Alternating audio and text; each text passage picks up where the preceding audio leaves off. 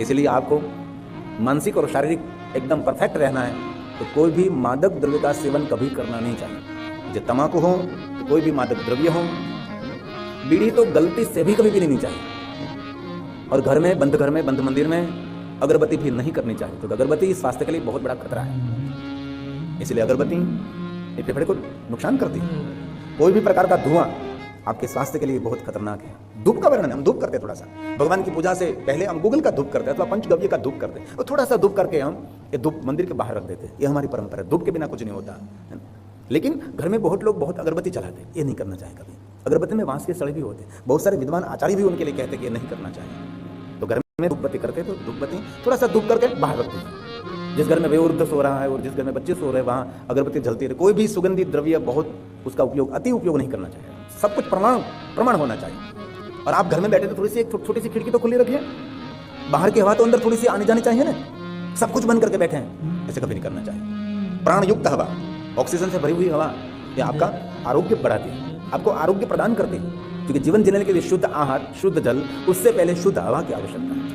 और प्राणायाम तो करना ही चाहिए। कुछ भी हो जाए प्राणायाम के बिना कभी आपका दिन बीतना नहीं चाहिए। जो आप शारीरिक और मानसिक स्वस्थ रहना चाहते हैं, तो हमारे शिव महापट ग्रंथ में तो इतना बड़ा विस्तार किया। कोई भी मंत्र जाप करते हैं, जो आपने प्राणायाम नहीं किया, इस मंत्र को अगर्भा मंत्र कहते हैं, गर्भहीन मंत्र, पुण्यहीन मंत्र कहते हैं। और आप प्राणायाम करके जो मंत्र जाप करते हैं उसको सगर्भा मंत्र कहते हैं। ये बहुत बड़ा विज्ञान है, उन पर मैंने पूरी कथा की थी कि मंत्र जाप कैसे करना चाहिए। शिव महापट अंतर्गत जो श्लोकात्मक बातें हैं कि मैंने बताई, इसलिए प्राणायाम करना। हमारे विद्वान ब्राह्मण जब संध्या करते हैं इसमें प्राणायाम प्रधान रहता है। प्राणायाम के बिना कुछ भी नहीं होता।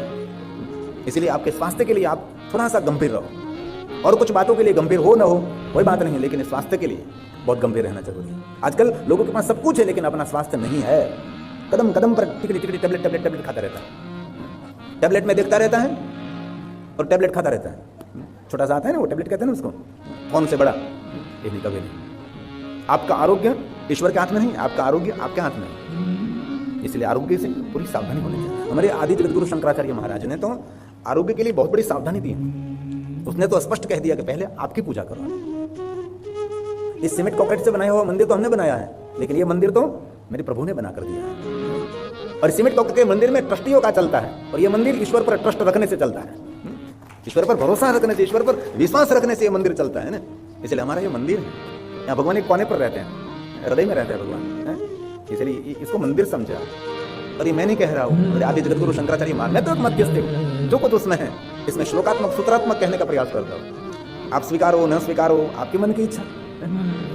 आत्मा त्वं गिरिजामति सहचरा प्राणः शरीरं गृहं पूजा ते विषयोपभोग रचना निन्द्रा समाधि स्थिति संचार पदयो प्रदक्षि विधि चल रहा हूँ भगवान तेरी परिक्रमा। स्तोत्राणि सर्वा गिरो, विश्व कल्याण के लिए जो कुछ मैं बोल रहा हूँ वही तेरे स्तोत्र हैं, और क्या स्तोत्र हो सकता है। यद्य कर्म करोमि तत् दखिलं शम्भो तवाराधनं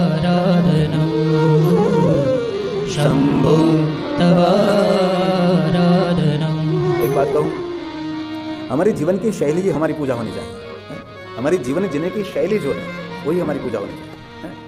सुबह में स्नान करते तो ऐसा मानिए मैं भगवान को स्नान करा रहा हूँ। अपने भाले में तिलक कर रहे तो ऐसा मानिए कि मैं मेरे प्रभु को तिलक करा रहा हूँ, है ना। और भोजन करने के लिए बैठिए तो मेरे भगवान को मैं भोग लगा रहा हूँ, ऐसा भाव करना। आदि जगतगुरु शंकराचार्य ने कहा, लेकिन भोजन ये भोग लगाने जैसा होना चाहिए।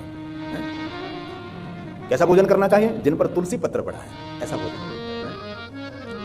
प्रभु को अर्पण किया गया भोजन, यही भोजन। हम भोजन कैसा करते हैं आपको पता होना चाहिए ना। भोजन से मानसिक